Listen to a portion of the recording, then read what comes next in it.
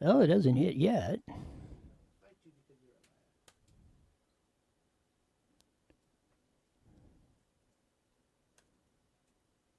Oh, there it is, I think. Finally. Yes.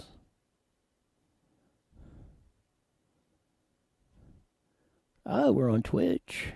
Wow.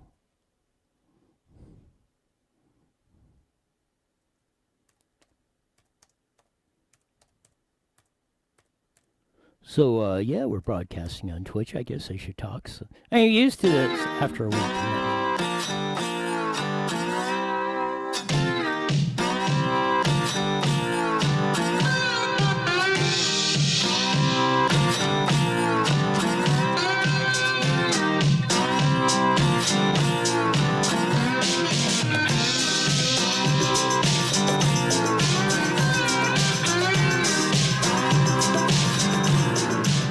There's that funky slide guitar music that comes on every Monday through Friday, live at 5, and I can say them all on Newswire on Facebook, Twitch, and YouTube on that. We'll see if we're on there. So switch on over to YouTube and see your Twitch and see if we're actually on there. I think we are. It looks like we're broadcasting, but you never know how the world turns. And as there usually is on a Monday, there's no shortages of stories going on. We'll get into all of them. Lion Fauci Burke said she could have saved 90 million people from dying this year. Some sort of nonsense. Going back and forth and yada, yada, yada. The bullet train is coming back, and guess who's going to pay? Haha, the Cancer California. I've warned you folks. Lots of other stuff. $400,000 lifeguards are paying in California. Oh, we'll bring you that story with only the glee that we can do on the show. That. But flip up number 4, please.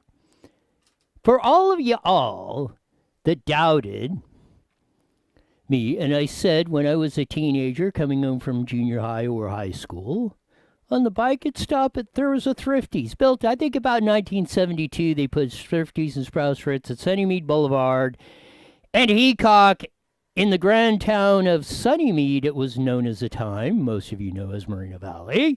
But this went all across the country. This one thing that made Thrifties famous. You're seeing there the visual proof of a single scoop of ice cream for 5 cents, a double scoop for 10 cents, and 15 cents for a triple scoop of ice cream. I went in there, I don't know, for some reason to Rite Aid, which bought them out. But I still think they have the Thrifty name on the ice cream. Yes, they do. Jeff's shaking his head yes on that. So I walked in there and I was thinking, I better go to the optometrist because I must need glasses. Because I'm looking at the chart at the Thrifties, and a single scoop of ice cream was $1.99. I'm thinking, you cannot be serious. It was a nickel in the 70s, and I think by the end of the 70s or the 80s, it went to a dime for a single scoop. It finally went up to a dime, like we were thinking, this is ridiculous.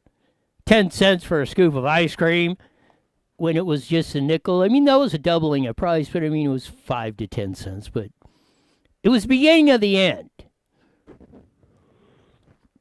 Now it's, you get a penny. What in the hell can you buy? You used to be able to get a gumball in the penny candy. Ever heard the deal of that?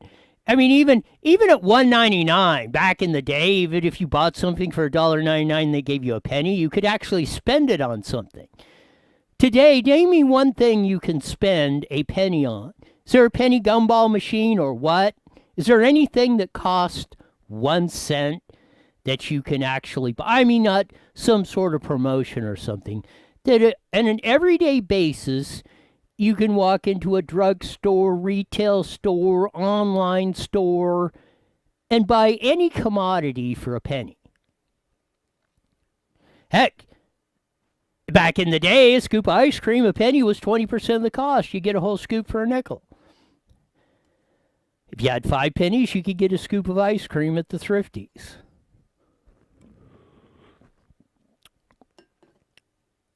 Inflation, we'll have to run that through the inflation calculator here. Maybe we'll do that later on in the show. We'll run the inflation calendar. See what 5 cents comes to in today's dollars and see how much it's actually went up. Let's take into account for inflation and everything else. And then you will see they're true. My contention is the number they give you on inflation, and this is probably going to go even further with all this COVID and $5 trillion in deficit spending and everybody else spending money like wildfire. Where did California come up? They're claiming a surplus and they're $31 billion and counting on welfare fraud. How does that work?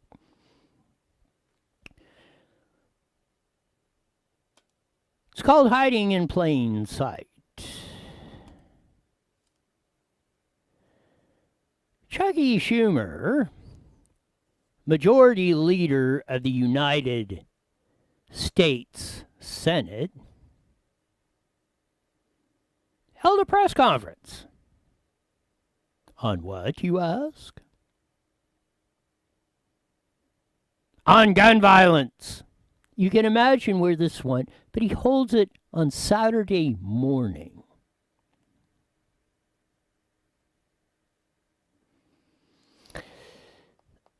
This is on Fox News via Facebook. What ran as they recorded it. We will play you a little clip of Chucky at a press conference at Capitol Hill in the District of Criminals, also known as Washington, D.C. Here we go. You can assemble. Okay? They're as easy to buy and even easier to assemble than Legos. But there is no regulation. It is totally unregulated. Anyone can get them anywhere, and they're just as deadly as a gun once assembled. And they put instructions together. That's because there's a loophole in the law that says that the parts don't have to be registered, and you don't need a background check when you buy the part, even something as big as the barrel or the stock. And so right now, the Biden administration can label ghost guns as classified as having to be registered before you can buy them and eliminate the scourge of ghost guns. They are guns. The lights are flashing red on the issue of ghost guns and their threats. When the bad people can't buy guns at a gun shop because they need to do a background check, they can order these kits in the mail or buy them in stores, and no one asks any questions. So, there's Chucky Schumer first saying, this is about ghost guns. You can go to your gun dealer, online dealer, whatever, something, or I don't know if that's it. You can buy the parts as he showed. Buy the parts and assemble your own firearm or anything else. You can go to any number one retail, mail order outlet, Speedy Bill, Summit Racing. You buy all the parts to build you a race car. You can buy you all the parts to knit you an Afghan or a sweater. What business of it is Chucky Schumer's or anybody else? What you do with your money, your time on that. Oh, well, when the bad guys don't get guns and yada, yada. Well, how many laws did the latest Colorado shooter break in attaining or bypass or gun law restrictions or whatever? They are not gun control. They are restrictions on your right to keep and bear arms, to own firearms, and anything else. Let's put it how it is. Chucky, quit trying to frame it on what it is not.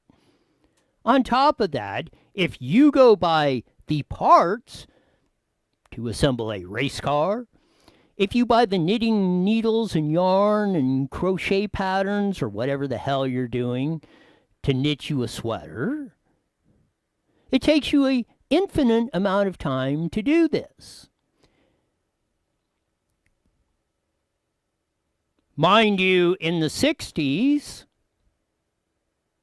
you didn't even have to do parts. Sears and Roebuck catalog or whatever, you could order a firearm through the catalog and they would deliver it to you in the mail, UPS truck, or whatever means of shipment they were using at the time.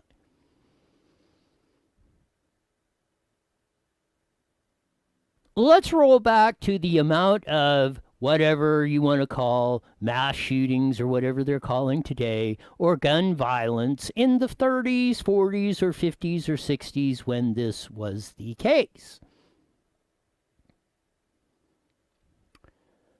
Those who don't know history are doomed to repeat it.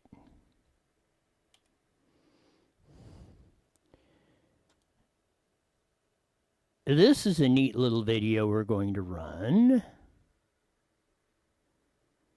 Errol Weber had it. I don't know where he got it, but hey, I thought it was... And this sums up the danger of any firearm or round or magazine.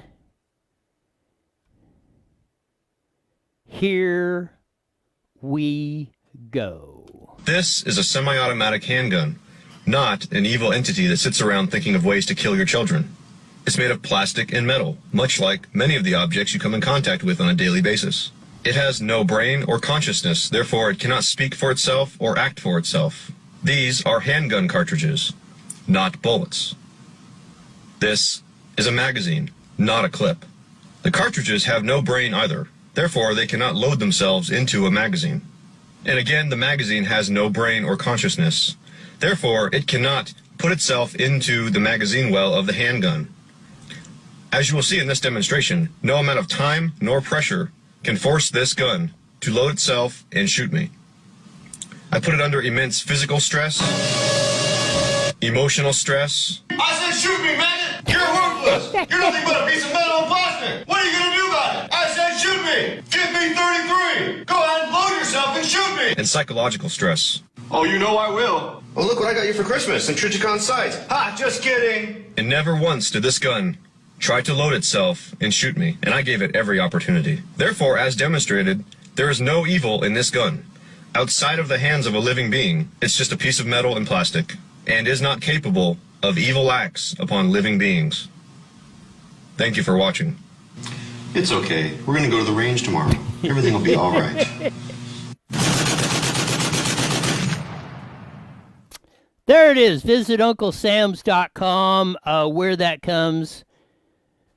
If somebody wants to kill you, or you get killed by something, doesn't matter if it's a gun, knife, lead pipe, choke you to death.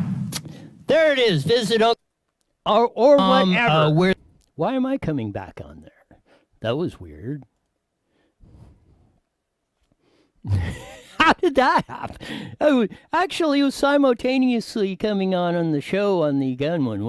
Have we ever had that happen before? Jesse's shaking his head. I'm thinking, how am I coming back up on the same one on that? Oh, it's the automatic replay on that, and it's coming back on. I know how. Yeah, it's coming back to us. That's how it come on. No, it's an inanimate object,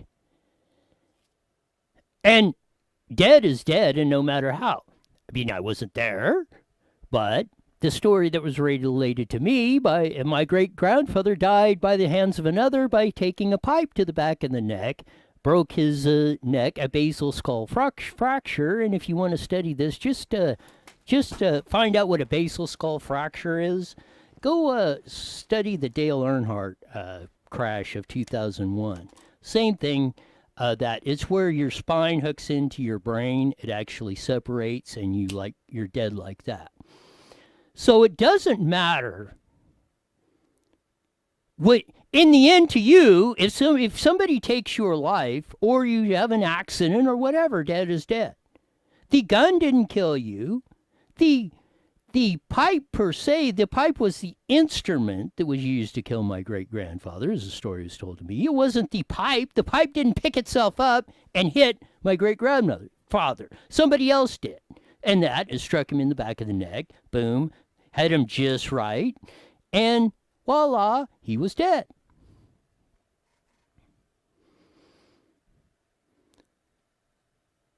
As the man demonstrated, you could talk to the gun, you can yell at it, you can tag it as emotional responses, either positive or negatively. It does not react. It is what is called an inanimate object. It has no feeling. It cannot do anything. The only people that can harm you is another evil person.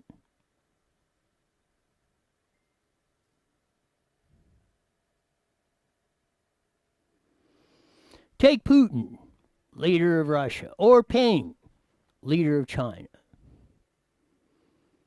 Well, yeah, they could probably, still physically, they have a lot of ability to hurt a lot of people. They have military and nuclear arsenal, yada, yada, yada.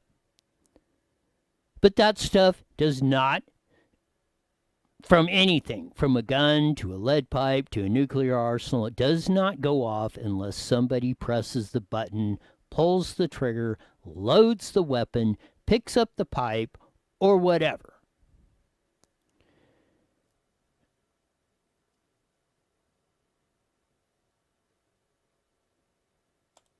So let's go back to that number 4, please.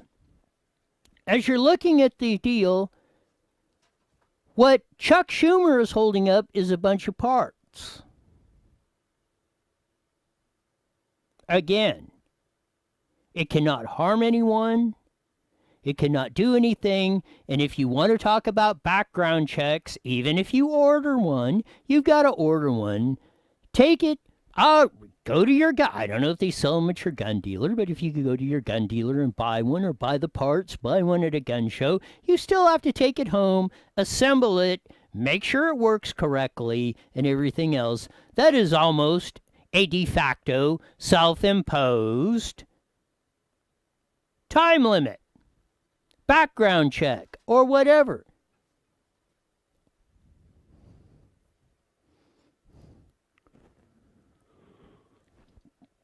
The bottom line in this discussion, or any discussion, is if evil people are going to do evil things. And that's why we have to have law enforcement officers, laws, jails, and in some cases, the death penalty, even though we have it in California. Our stupid governor will not execute anybody. That's why we have law enforcement and punishment.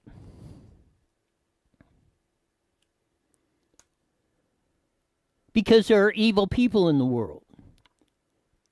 And again, I circle back.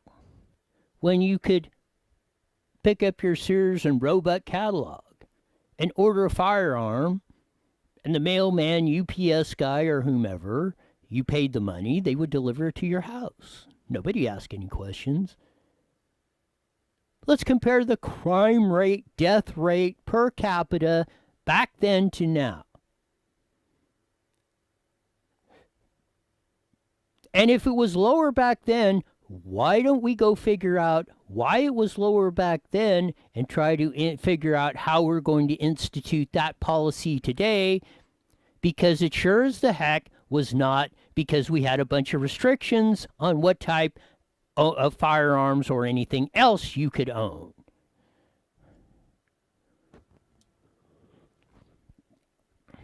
You can operate a motor vehicle safely within prescribed limits. Don't be driving too fast. Don't be driving too slow. Don't be clogging up traffic.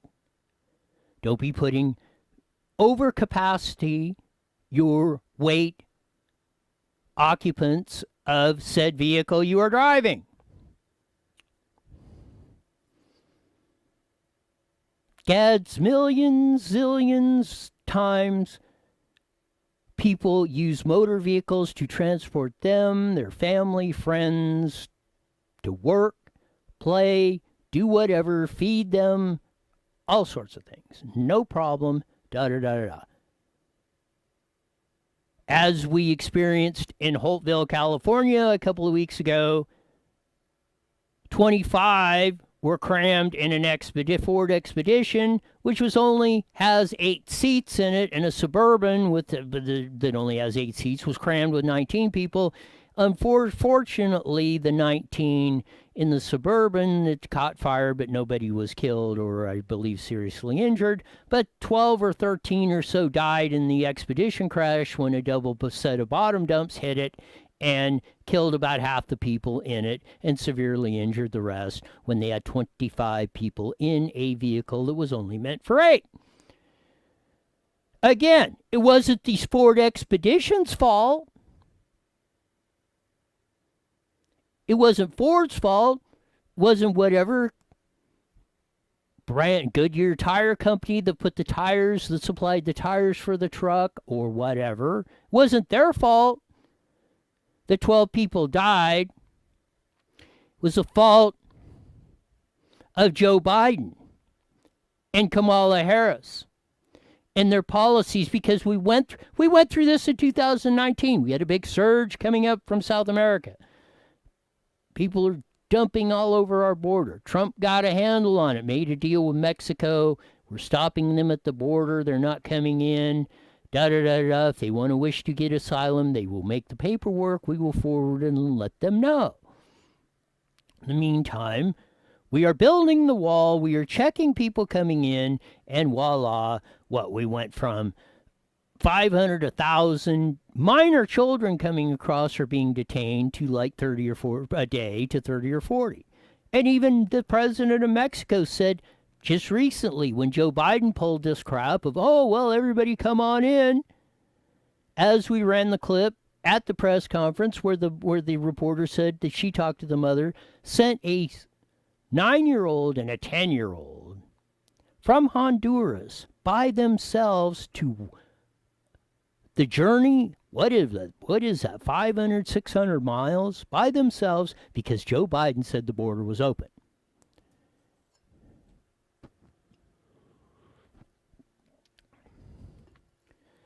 This is a chaotic example of what is going on in this country today under the Biden administration. I mean, I think it's a recent poll that just came out. 57% of the people nationwide are against Biden's policy on the border.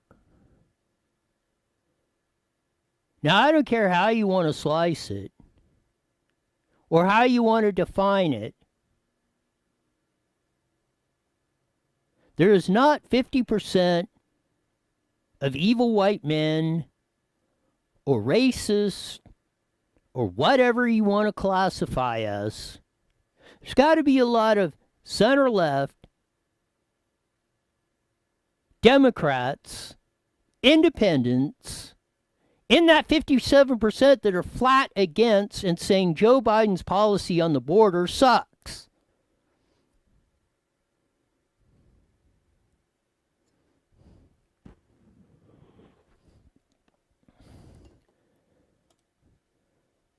This is what we're dealing with each and every day coming forward.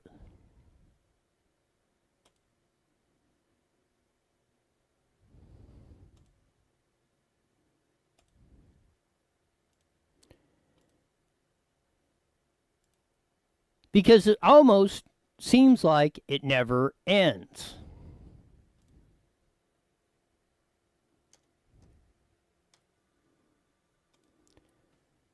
Because we look at it every day, and it was just you heard the report. Just started breaking this weekend. Joe Biden said Harris is in charge of stopping the border and this and that and getting everything done. And Kamala Harris is trying to back up on it. Oh, I don't want nothing to do with it.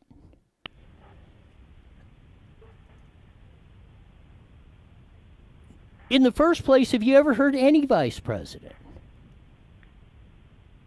coming on saying, hey, what's going, no, I'm not doing what the president said. You know what usually happens next, or if you had any integrity, you'd be fired. We got a caller on the line. Who's on? Hey, go ahead. Go ahead. Yeah, you're on. Yeah, okay. Why don't you talk about the policy that Moreno Valley probably still has, but we were here when it come that anybody was, as they said, undocumented, and it got pulled into a traffic deal, they could have their, and they don't have no driver's license, no insurance or anything else, and undocumented being in the country.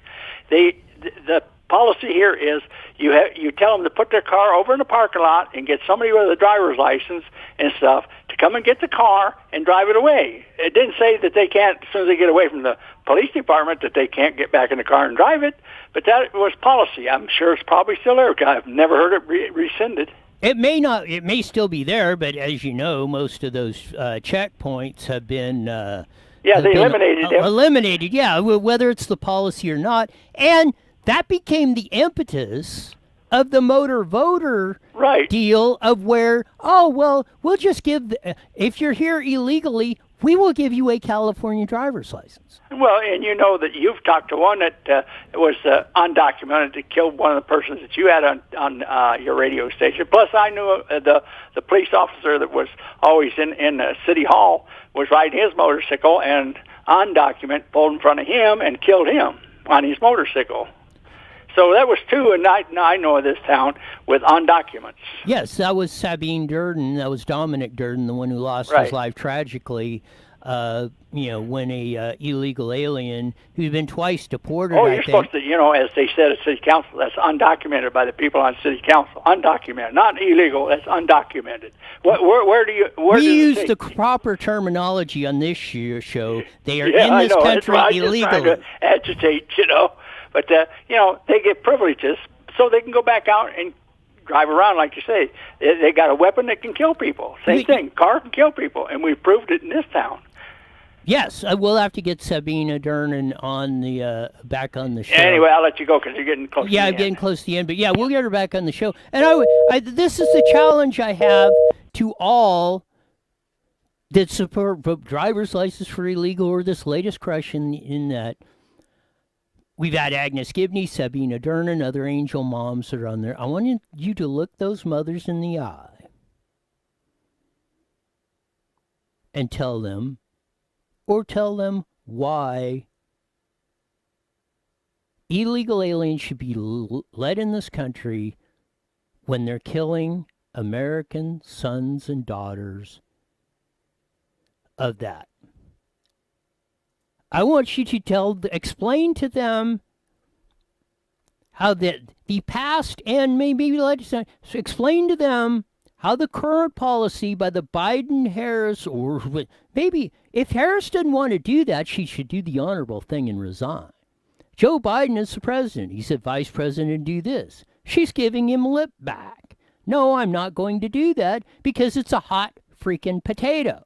And she knows, I'm pretty sure, she probably will not admit it, but her actions are saying she knows what's going on is a tragedy. Keeping kids wrapped up like sardine cans, going back and forth on this stuff is ridiculous. But we put up with it. Or those of you that voted for it, on and on. Again, support, or I want to see where your policy, or explain it to them, explain it to me.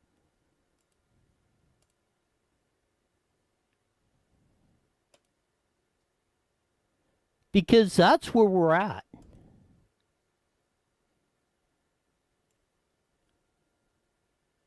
It's funny how we run all on top of all this stuff. I haven't even got to like 10% of what I have up on here. like I said, Mondays are fun. We get to do all this stuff. But we'll pick it up a little bit on this because I want to read the California Globe article. It's just a headline. Till we get it. President Biden taps VP Harris to fix his border mess. 2 days later, she refused. Again, if Kamala Harris had any arm, she doesn't agree with the president, and she doesn't want to carry out the policy, she should resign. If Joe Biden is doing his job and he tells the vice president to do something and she refuses, 1 minute. His next thing should be, you're fired. And if you don't know how to say those words, call up the previous president. He knows how to do that.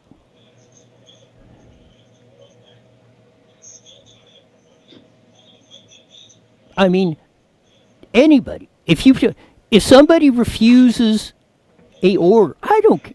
Ask any employer. Ask any employee how that works. Employer, if you tell somebody to do something and they refuse, they're 30 gone. seconds. Same thing. And if your employer tells you to do something and you don't want to do it, you quit. That's how things work. That's how honorable people, if you don't agree with it or you have that much of a deal with it, you quit. All right, guys, here we go. 10 seconds. OEM Supply King, we got it! IE Newswire Daily is on the air. The following is a paid program. Views and claims expressed are those of the program producer and are not endorsed by this station. Opinions expressed are not necessarily those of radio station.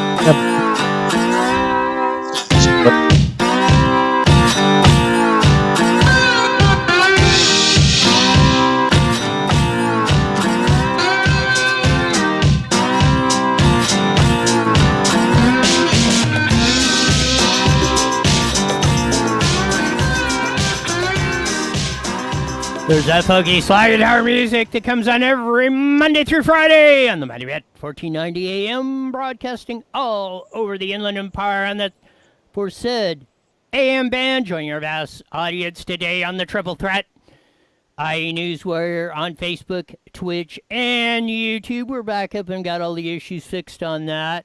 And again, like we said, busy day, busy weekend of news on that. We covered the Chucky Schumer hollering about ghost guns and this and that. We break down by his analysis and show you by videotape of that the harm any firearm, whether it's assembled or not, parts or pieces or any inanimate object, can hurt you. We talked about, and then we got into the part of the illegal immigration. Joe Biden ordered Vice President Kamala Harris, go down there and fix that border deal. No, I'm not going to do it. We're going to pick up on that a little bit, and then we'll get into some other subjects. But first, give me number 4, please, as I did at the top of the show, and anybody that was doing that or checking forth, or our vast audience on KMET that checks in. This is Thrifty Ice Cream in the 70s.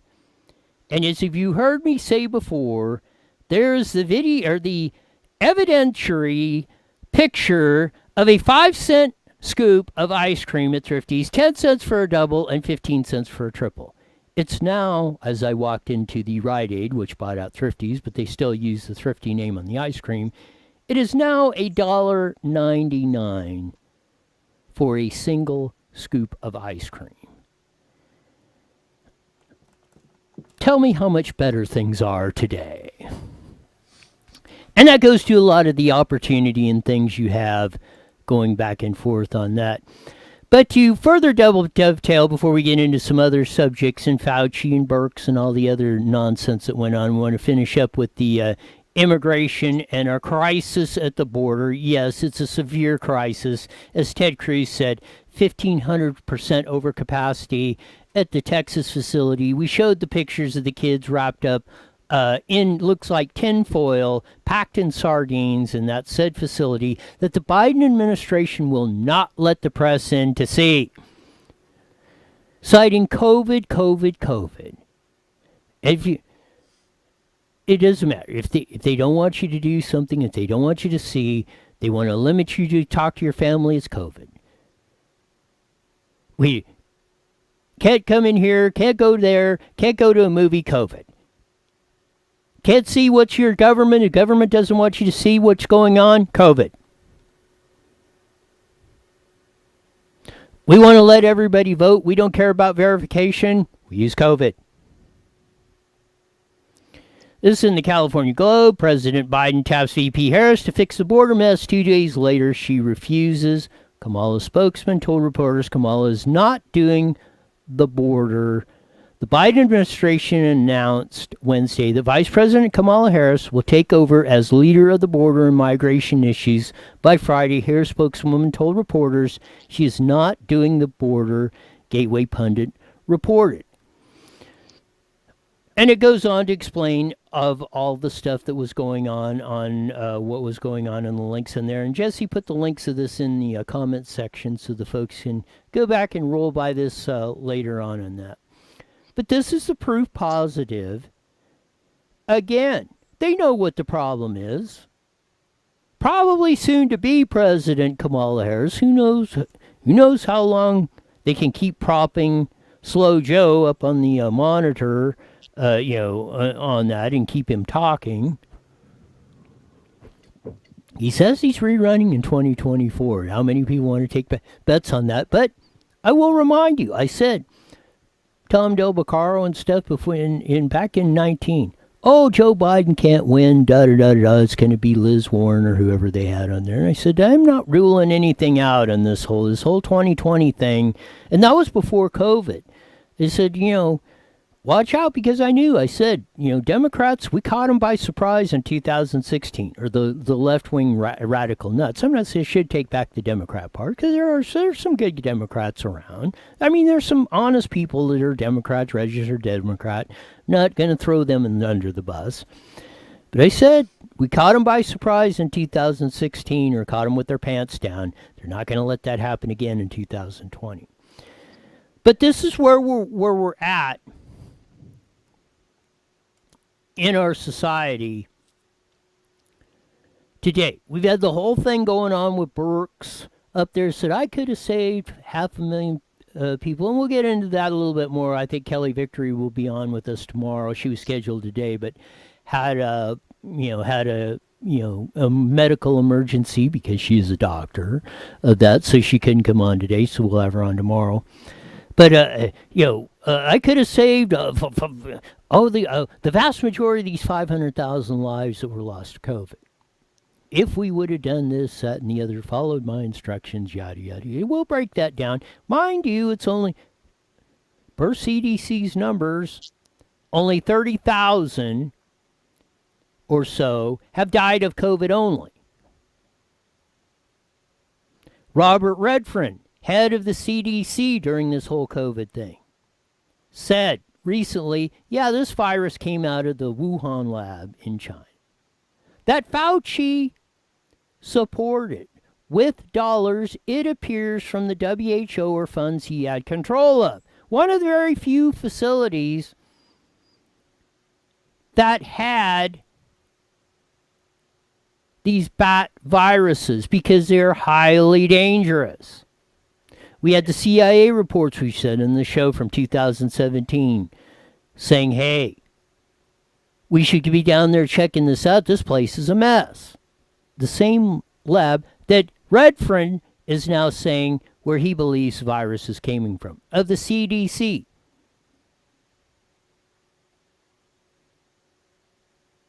They're saying something's going on. Peter Navarro, special advisor to the president, told him at the beginning in January 2020, shut down the travel ban, shut down travel from China and other places. This thing's going to get serious. Fauci, as he said in the room, was saying, no way, can't happen. Was he trying to cover his own tracks?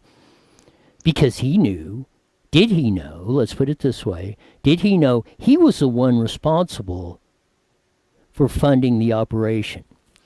This is former Chief of Staff Mark Meadows on with Steve Bannon today We're going to play the clip here in a second. So here we go. He says about the China, they're saying about China, he goes, yeah, we never trust those guys. You never.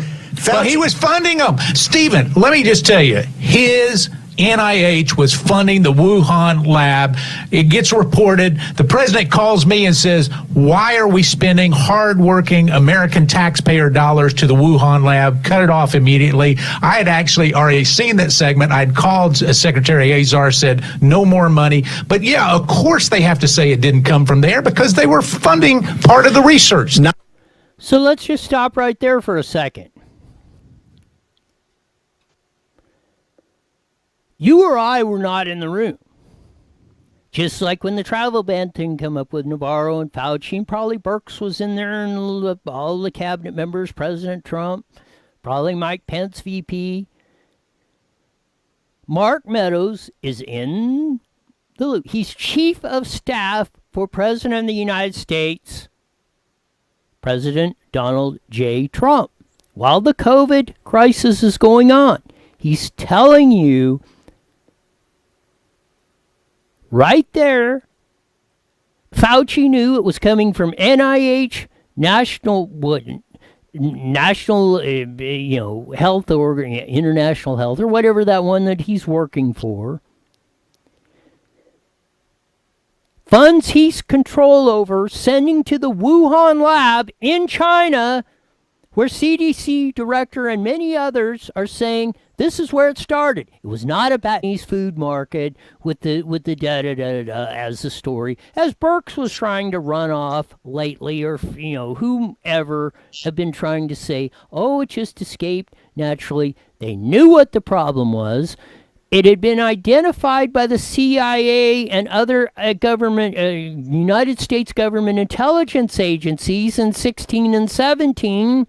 They're saying, hey, you better get down here, or somebody better start shaping this place up or finding out what's going on, because the place is a mess. You can walk right in. The doors are open. They got all these weird stuff going on in test tubes with highly dangerous material in there, and it could get out potentially at any time.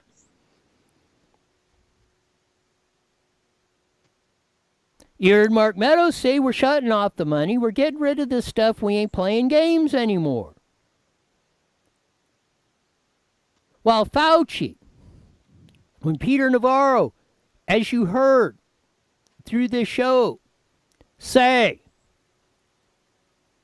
the president calls me up in January of 2020, says, I want you to lead the charge for shutting down China, or shutting down or putting on the China travel ban. All these other kooks in here are trying to keep it going. Fauci, Pelosi's on my case, saying I'm racist.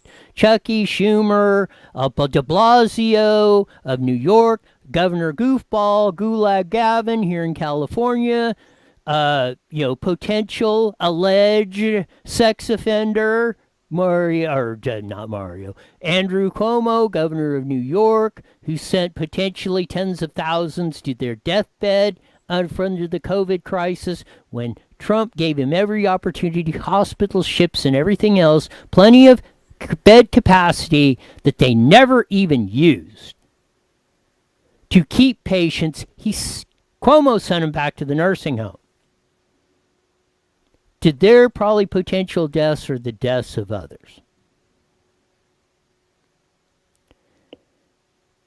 You're hearing this firsthand by people that were in the room, and if it isn't true, why isn't Anthony Fauci coming on, or Birx, or any of these others saying, no, that never happened?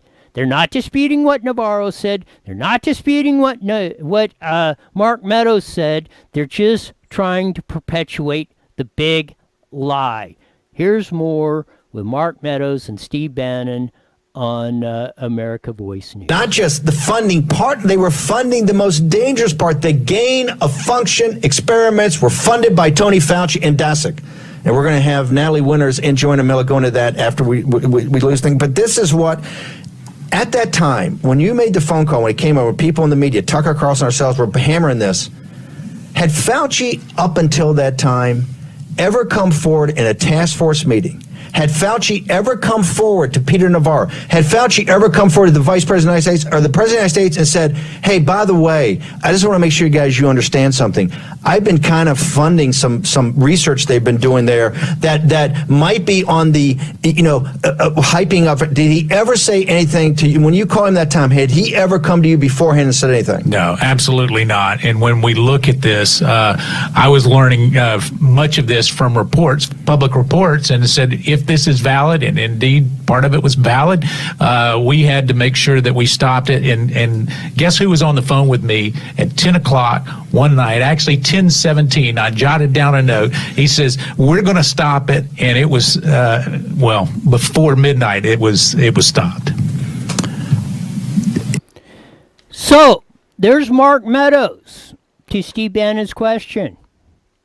Did Fauci ever say, I was in control of the funds, I was funding this lab, things were going on to Peter Navarro when he was at the president's request saying, hey, make the case for the travel China ban because the establishment, even inside this room, are fighting me? Chief of Staff Mark Meadows said absolutely not, and you're seeing him as Steve Bannon's asking the questions. For those of you watching, you can see it. He's shaking his head no, and then he finally, when he gets the chance to answer the question, he says unequivocally, never happened, but finally after it started breaking and he's getting the reports of all this stuff and everybody else is coming clean, then Fauci says we're going to stop it now. Well, it was a little bit too frickin' late. Now, all you Anthony Fauci diehards, worshipers,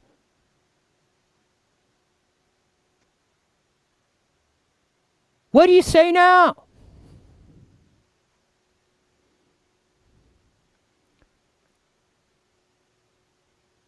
Where's Anthony Fauci answering the questions that need to be asked? Where's Joe Biden or Kamala Harris or Birx? They were the ones throwing the bombshells or saying it wasn't correct. Or you're racist if you question anything we're doing. Or you put on the travel ban.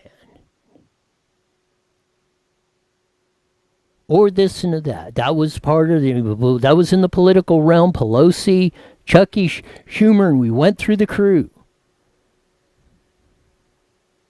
Now, were they using Birx and Fauci's and these clowns? Telling them of this, that, and the other? I would suspect they knew. They knew the inside information. It's China, Joe, and let's look at all the... Look at Mitch McConnell. Run the menu... let's play fair. Republican. Well, was majority leader, now minority leader of the United States Senate's Republican. His wife was what? Transportation secretary, something with Trump? She was, look at the Chinese money that went her way, which includes Mitch McConnell. They are married. If that's incorrect, Mitch McConnell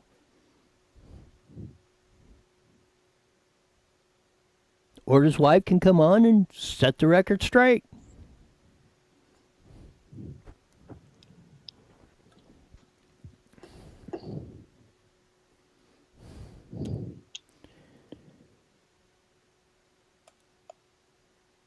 Because we come to all this stuff each and every day.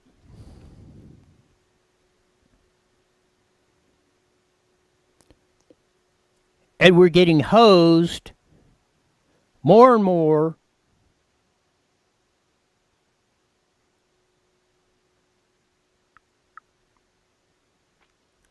Hunter Biden, who's the big guy?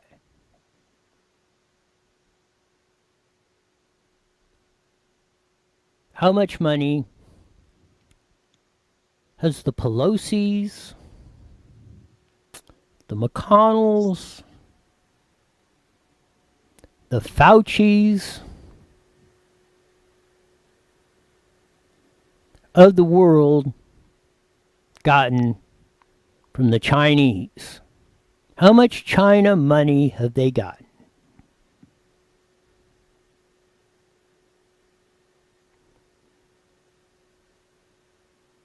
Always remember the golden rule. He who has the gold makes the rules. And as we told you about, the idea was floated. California was talking about it on the mileage tax. And they're doing the studies of figuring out, oh, well, how are we going to add another tax to gasoline to get it to $5+ a gallon?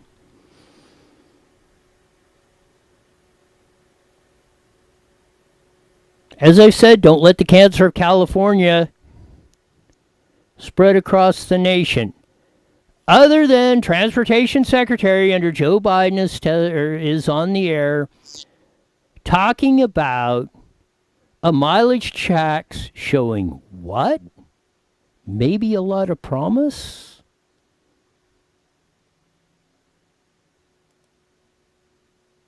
Here's the video. As we go, here we go. What about a mileage-based tax? So I think that shows a lot of promise. If we believe in that so-called user pays principle, the idea that part of how we pay for roads is you pay based on how much you drive, the gas tax used to be the obvious way to do it. It's not anymore. So a so-called vehicle miles traveled tax or mileage tax, whatever you want to call it, could be a way to do it. Long-term answer. What about a mileage-based tax? So I think that shows... So there you go. And like in the California deal, he just said, well, maybe it's a better way to go. They never talked about dropping California's gasoline tax on that or any of the taxes on that and replacing it with a mileage tax. Well, let's get to the sales tax. If we're going to go to a mileage tax, get rid of the California sales tax on gas. And the extra surcharges on gas, and replace it with the mileage tax. And then say, which they won't do, but put in ironclad writing for no other purposes. All of that money has to be used for roads, not bullet trains, not bicycle lanes, roads for vehicles that are paying the freight and the people using those roads. Period. Like Pat Brown and Ronald Reagan built the best interstate system without one bond, without any additional taxes, just the gasoline tax alone in the 60s and 70s. Go look it up. That's a Democrat and Republican. So it cuts both ways.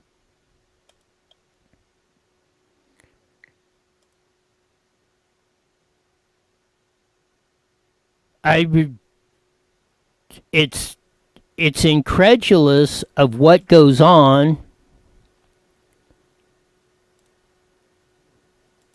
because we get beat by this stuff each and every day. Newly elected Congresswoman from Orange County, Michelle Steele, had that same Pete Buttigieg on that.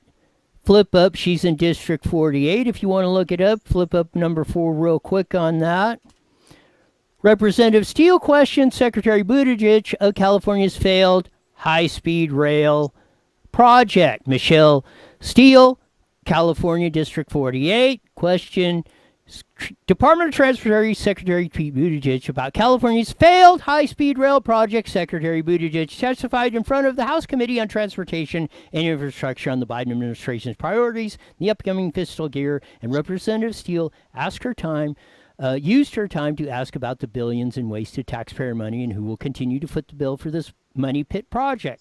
Quote, for after more than a decade of failure and billions of taxpayer dollars thrown down the drain of this money pit, who would assure America's hardworking taxpayers who have been struggling, especially during the pandemic, that continued funding wouldn't be wasted, Michelle Steele said.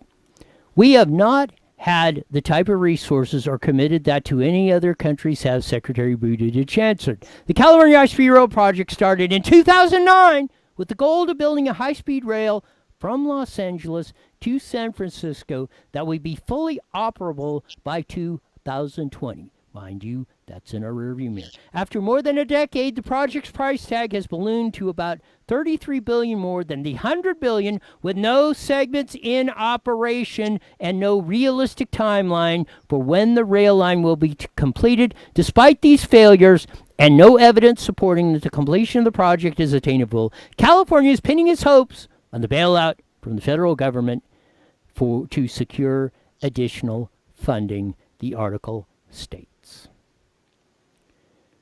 So all y'all, guess who Governor Gavin Gulag and the representatives of the state of California are going to put the pressure now on the high-speed rail project, which is probably with the biggest money pit, throwing down, wasted with the zero results in over a decade. With Nancy Pelosi as leader of the House and Kamala Harris as VP,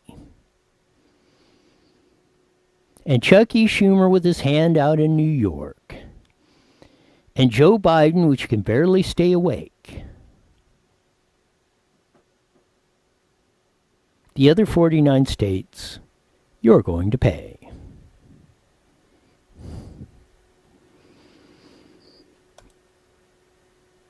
I hope you have a big smile on your face when you do it, because here we don't have enough time, I don't think, to get too much into this story because we're running out of time. But this is just the headline in Forbes. Top LA lifeguards earned up to $392,000 in 2019. That is in Los Angeles, California. So for all y'all that are out there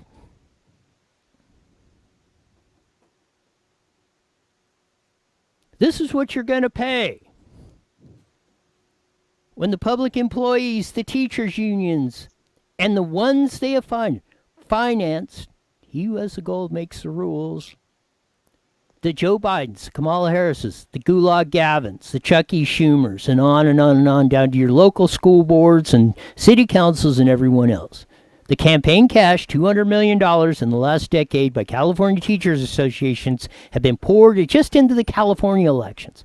It's not counting National Education Association or local ones, far dwarfing in California any other PAC or any other entity by far.